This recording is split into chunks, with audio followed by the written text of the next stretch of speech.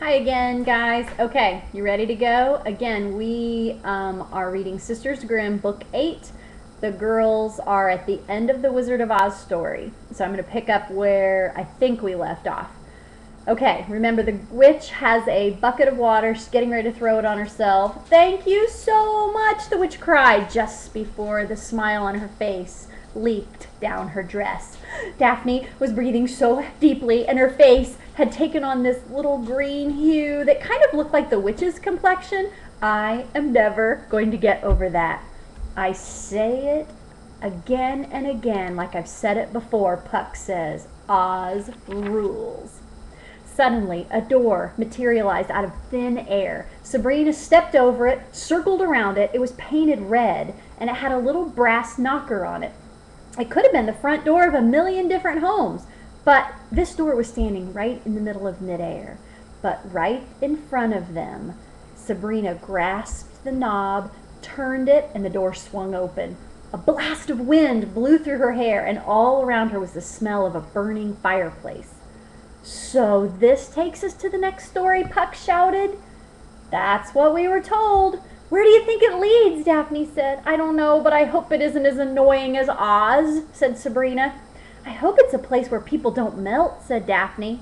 Daphne took Sabrina's hand and Puck's hand, and together they stepped through the door.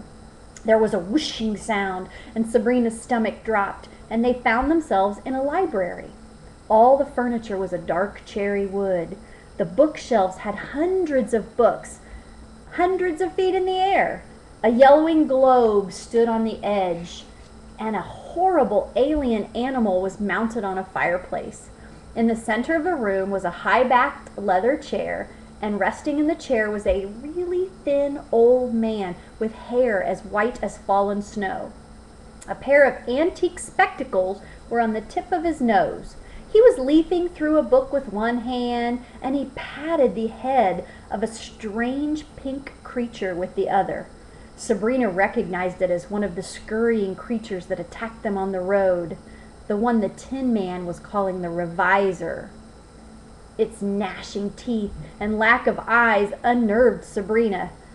I know the fairy, Puck, trickster, imp, Puka, the old man, as he was pointing to Puck.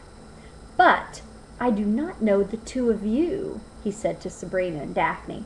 We're Sabrina and Daphne Grimm. Did you say Grimm? Yes, sir. What story are we in? Said Daphne. Sabrina looked at her own clothes to see if she had different outfits, but they were wearing the same clothing. But the silver slippers were gone. She looked up and saw that Dorothy, I still do this, right? Dorothy's shoes were resting on a tray next to his chair. Prepare these for reinsertion in the story. And then he looked back at the children. You are not in a story. You're in my library, the Ever After Library, a place few humans or Ever Afters have ever seen. I have been forced to bring you here to protect the sanctity of the book that you and your comrades are destroying. Running around in my pages, you're causing quite a bit of damage. You're the editor, said Sabrina. 4 more pink creatures crawled out from beneath the old man's chair. He treated them like pets, scratching their heads and their bellies.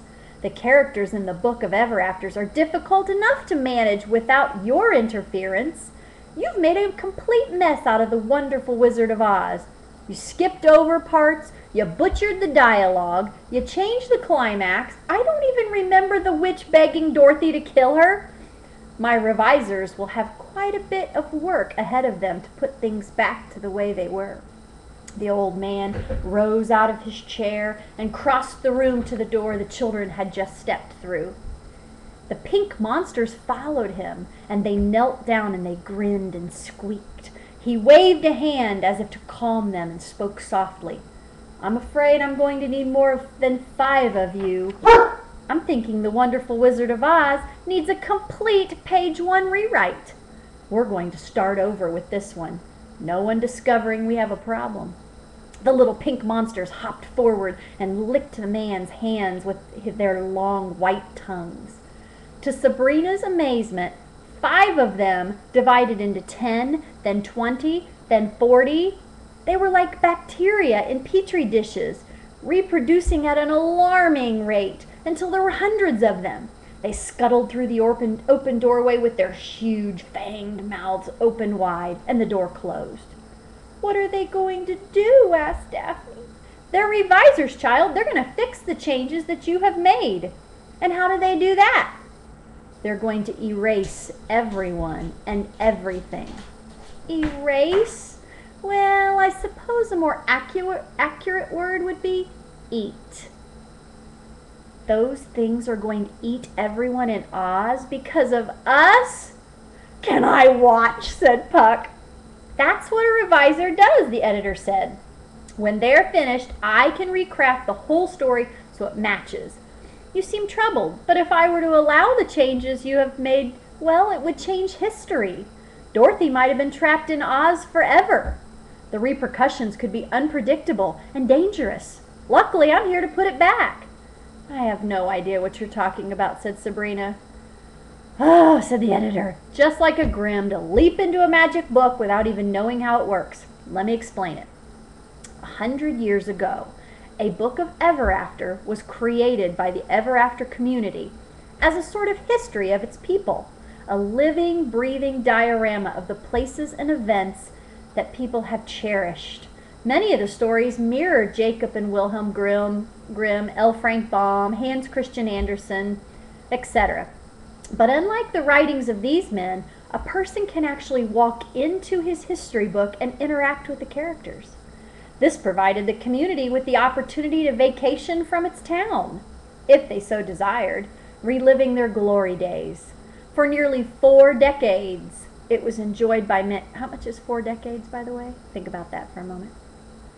She turned the book's magic into something its original creators had ever imagined. "What did she do?" Daphne cried. "She linked it to history." "Huh?" Puck said. "Pay attention," the editor snapped. "The changes she made were very dangerous. Now when someone steps into the Book of Ever Afters, they can choose to change things they don't like, and history in the real world is forever changed. They can marry a different princess, choose not to kiss a frog, or arrive to make sure the wolf doesn't eat their grandmother. Whatever they change in these stories will change history. The real world will bend and fit and twist. No one will remember anything as different. This Ever After did just that. She went into her own story, caused havoc, and changed history." "Who was it?" said Daphne. "That is privileged information. All I will say that her tale was tragic and heartbreaking. Needless to say, the woman made a mess and couldn't put the story back together again. So she created me and the revisers to help fill the holes. Since then, it's become my duty to clean up any further changes made by visitors. But you fools are messing things up. Every little change you make changes reality. That is, if I don't fix it before it's too late." "We didn't know," cried Daphne. "Clearly," said the editor. Sabrina scowled. "We're not a bunch of meddlesome kids joyriding in your stupid book. We're trying to rescue a member of our family. Once we find him, we'll go." The editor frowned as he sat back in his big magic chair. I can feel his presence as well as the 2 others, the magic mirror and Pinocchio, the marionette who wished to be a real boy. "Pinocchio helped kidnap our brother," said Daphne. "Regardless of their real-world transgressions, you do not belong here." The old man gestured to the other side, and another doorway materialized. The door swung open. On the other side was Granny Relda and the parents in the Hall of Wonders, looking down into the Book of Ever Afters. From their confused expressions, Sabrina could tell they couldn't see the girls in the library. Sabrina considered the editor's explanation. Perhaps one of the adults might do a better job than she would. If she went back, her mother or father could step right up and take over the hunt. Granny Relda would know what to do. The temptation to let someone else make the big choice was incredible. "We're not going without our brother," said Daphne. "Mirror is planning on stealing his body. We won't go until he's safe. I don't care if we wreck every story in this book." The editor shifted in his chair. His face showed anger and surprise.